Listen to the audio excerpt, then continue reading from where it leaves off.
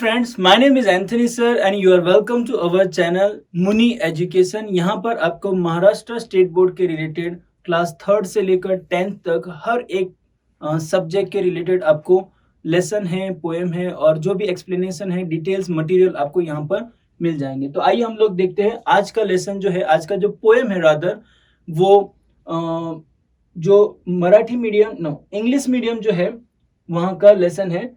Kumar Bharti text book उसका 2.1 poem है animals, उसके ऊपर हम लोग आज डिस्कस करने वाले हैं। तो आइए हम लोग देखते हैं। पोएम का नाम जो है वो है एनिमल्स और पोएम के टाइटल से हम लोगों को पता चल जाता है कि ये पोएम में हम लोग एनिमल्स के बारे में कुछ तो सीखने वाले हैं, ठीक है। पर पोएम जानने से पहले हम लोग थोड़ा जो उनका पोएट है उसके बारे में इंफॉर्मेशन ले लेंगे। उनका नाम है Walt Whitman, not Whiteman, Walt Whitman. 1819 to 1892, a major figure in early American poetry। मतलब वो कहाँ से, बेसिकली अमेरिका से है। In an age when all poetry was rhyme and metrical, Whitman made a break with traditional and wrote a revolutionary new kind of poetry in free verse। Okay? और वो time पे क्या था, एक ऐसा time चल रहा था जहां पर ज्यादातर पोएम राइमिंग स्कीम में ही चलती थी और मीटेरिकल मतलब जो उसकी साइज होती थी वो सेम रहती थी। फॉर एग्जांपल 1 2 3 4 4 लाइन का स्टांजा, फिर उसके बाद नेक्स्ट स्टांजा 1 2 3 4, ये उसका मीटर था जो कि सेम रहता था, ठीक है। मतलब जो लाइन की लेंथ रहती थी वो सेम रहती थी। पर वॉल्ट विटमैन है, उन्होंने पोएम लिखना जब चालू किया तो उन्होंने फ्री वर्स इस्तेमाल करना चालू किया। मतलब उसमें राइमिंग नहीं रहेगा, उसमें जो लाइन है उसका सेम साइज भी नहीं रहेगा, but still it is a poem. तो इसलिए रेवोल्यूशनरी हो गया क्योंकि सभी लोग जो करते थे उससे हट के, उससे अलग जाकर उन्होंने कुछ लिखा था। He was a non-conformist in all respect, including his social life। उनकी सोशल लाइफ भी बहुत अच्छी थी। The poet tells us that he feels more at home with animals than humans। Okay? ये पोएम में उनका कहना है कि वो एक्चुअली ह्यूमन बींग्स के साथ रहने से अच्छा एनिमल्स के साथ रहना अच्छा पसंद करते हैं, जबकि हम लोग कोई भी एनिमल्स के साथ रहना पसंद नहीं करेगा। पर यहाँ पर उनका ख्याल थोड़ा उल्टा है जो हम लोग देखेंगे। What he finds complicated and false। Okay, और वो देख रहे हैं कि ह्यूमन बींग्स के साथ रहना, मनुष्य के साथ रहना थोड़ा कॉम्प्लिकेटेड है और थोड़ा बहुत झूठापन वहां पर दिखता है। पर प्राणी जगत में, एनिमल किंगडम में ऐसा कुछ भी नहीं होता है। तो वो जो ऑब्जर्वेशन है उनका बहुत क्लासिक है कि एनिमल किंगडम में भी हम लोग कुछ अच्छी बातें ढूंढ के निकाल सकते हैं और उसमें हम लोग उनके साथ रहना पसंद करते हैं। जो ऐसा कुछ यहाँ पर उन्होंने पोएम में लिखा है, हम लोग देखते हैं। शुरुआत करेंगे। I think I could turn and live with animals। Okay, उनकी इमेजिनेशन है कि मुझे ऐसा लगता है कि मैं एनिमल्स लोगों के साथ जाके रह सकता हूँ, एनिमल्स के साथ जाके रह सकता हूँ। क्यों? उसकी वजह क्या बता रहे? They are so placid and self content. Placid means not easily upset, मतलब वो इजिली मूड चेंज नहीं करके लेते। जैसे ह्यूमन बींग्स कुछ भी बोलो मूड चेंज हो जाता है, गुस्सा हो जाता है, फिर चिड़चिड़ हो जाता है, मतलब बहुत सारी चीजें हो सकती है। पर एनिमल्स का ऐसा नहीं है। वो लोग उनका मूड जल्दी चेंज नहीं करते, वो जल्दी नाराज नहीं होते हैं, वो सेल्फ कंटेंट रहते हैं। सेल्फ कंटेंट मतलब सेल्फ सफिशिएंट, मतलब उन लोगों को ज्यादा चीजें की जरूरत नहीं होती। जबकि ह्यूमन बींग्स क्या होता है, मुझे ये चाहिए, मुझे वो चाहिए, मुझे ये चाहिए, मुझे वो चाहिए, मतलब बहुत सारी चीजें उन लोगों को चाहिए।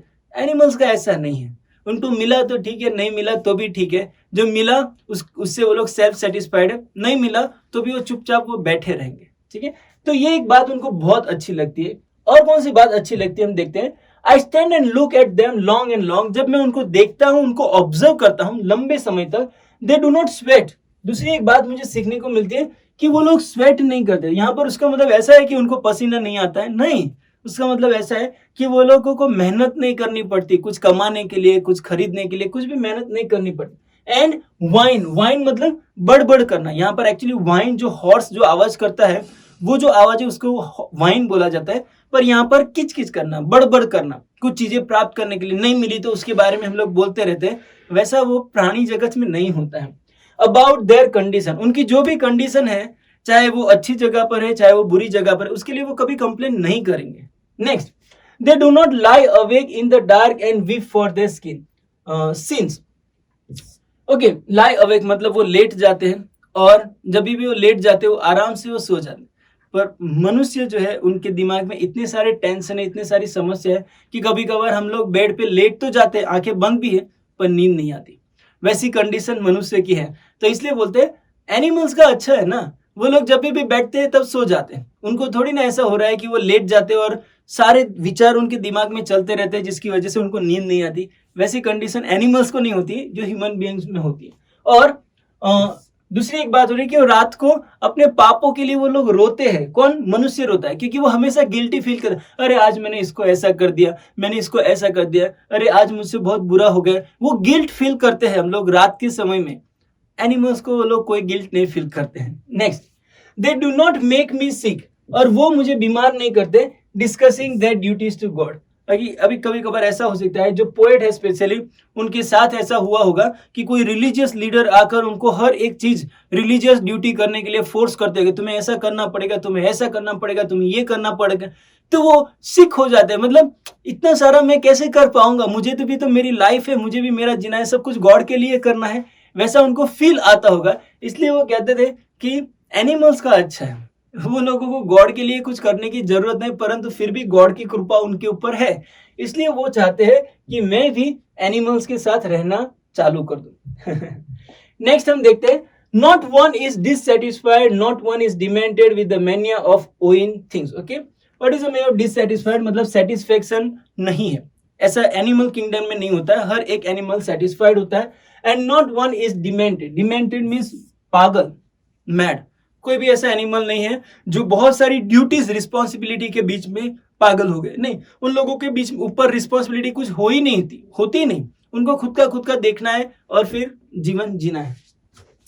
With the mania of owing things, और एक मेनिया मीन्स यहाँ पर क्रेजीनेस। ओके, वो क्रेज कौन सा होता है कि दुनिया में मुझे बहुत प्राप्त करना है, मुझे घर बनाना है, मुझे गाड़ी लेनी है, मुझे ये करना है, मुझे वो करना है, मुझे इधर जाना है, मुझे उधर जाना है, मुझे सोना खरीदना है, मुझे डायमंड्स खरीदना है, मेरे पास पैसे होने चाहिए, मेरा बैंक बैलेंस इतना होना चाहिए, मुझे मूवीज में जाना है, मतलब बहुत सारी चीजें तुमको प्राप्त करनी।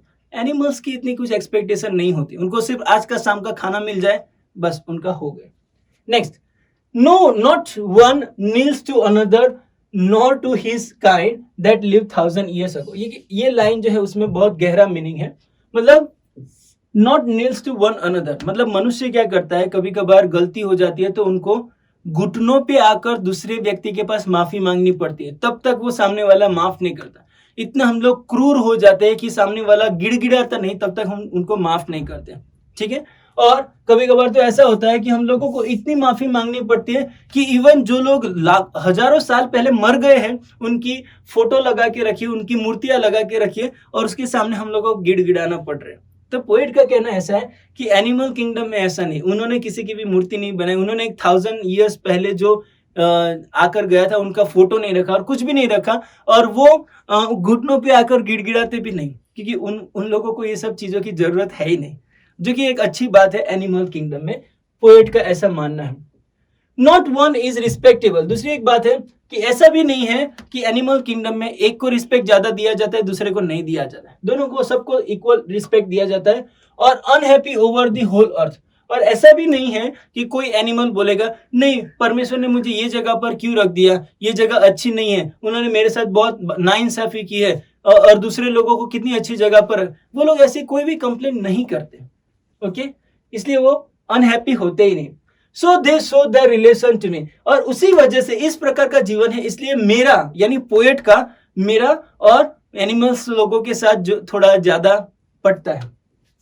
एंड आई एक्सेप्ट देम, और मैं उनको एक्सेप्ट करता हूँ। They bring me token of my self, और मुझे ऐसा लगता है कि ये मेरे टाइप के लोग हैं। They evince them plainly in their position. What is the meaning of evince them? Evince मतलब टू शो, वो दिखाते हैं कि उनके अंदर बहुत सारे पोजेशन है, मतलब बहुत सारी चीजें उनके अंदर है, अच्छे कैरेक्टर है जो हम लोगों को सीखना चाहिए, ऐसा पोएट का कहना है। I wonder where they got those tokens, यहाँ पर टोकन्स मतलब वो कैरेक्टरिस्टिक्स जो उनके अंदर है, जो इनोसेंसी है, सिंप्लिसिटी है, कंटेनमेंट है, सेटिस्फेक्शन है, वो जो कैरेक्टरिस्टिक्स जो उनके अंदर आए हैं वो किधर से आए हैं वो हमको पता नहीं। तो पोएट कहना क्या चाहते हैं, लास्ट में पूछते हैं शायद ऐसा हुआ होगा। Did I pass that way huge time ago and negligence dropped them? मतलब उनका कहना है कि जब गॉड मनुष्य को और प्राणी जगत को बना रहे थे और सबको अलग अलग कैरेक्टरिस्टिक्स दे रहे थे, तो क्या ऐसा हुआ था कि अच्छी वाली कैरेक्टरिस्टिक्स जब बांट रहे थे तो मैं वहां पर से दूर चला गया था और वो एनिमल किंगडम है, उनको वो सारी कैरेक्टरिस्टिक्स मिल गई थी। शायद उनको ऐसा लगता है, इसलिए पोएट का कहना ऐसा है कि एनिमल किंगडम समहाउ वो बहुत अच्छा है और उनके पास से बहुत सारी चीजें हम लोगों को सीखने को मिलती है।